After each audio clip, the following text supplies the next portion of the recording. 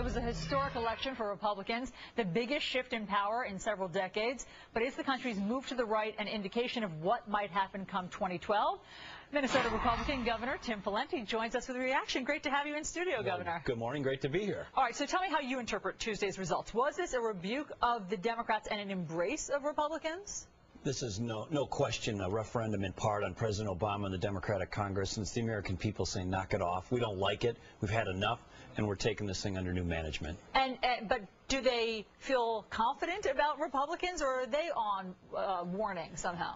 I think it's a second chance for Republicans, and I think this is more independents and some conservative Democrats and Republicans saying, look, we don't like President Obama and the Congress, now we're going to give you a second chance. I think it's really important for conservative Republicans now to deliver.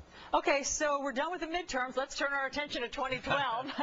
What are your plans? Well, in Minnesota, we still have 2010. We have a recount in Minnesota. But as to my personal plans, I've got to finish out my time as governor, and then I'll decide what I'm going to do early next year. All right, well, let's look as a field. Let's look at some of the names that have been trotted out for 2012. All right. We have Sarah Palin, Mitt Romney on the GOP side, Mitt Romney, Mike Huckabee. In that field, what do you think your chances are? Well, you got Newt Gingrich and, perhaps other members of Congress who are running.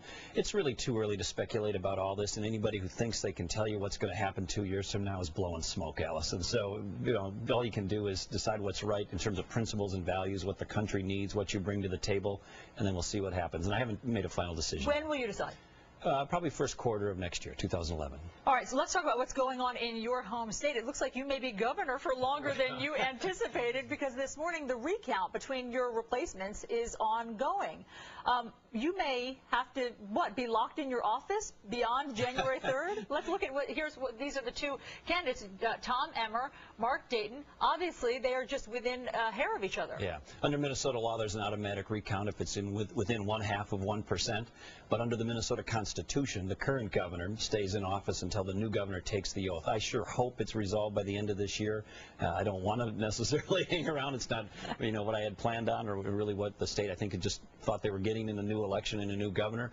But if that's my duty and that's my responsibility, I'll fulfill it. I'm not going to walk away from that.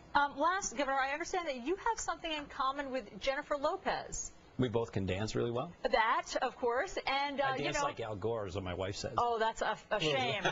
No, I was referring to the fact that people refer to her as J-Lo, and I understand your staff has a similar moniker for you. What is that? Well, I think they say T-Paw, but I'm not sure it's modeled on the J-Lo platform. But I think it is. It's probably. The diva-like I think I was behavior. T-Paw first, maybe. I don't know. Wow. Well, Governor, great to have you here with us. Good luck with what happens before January 3rd there in your state. Thanks for having me. I appreciate it.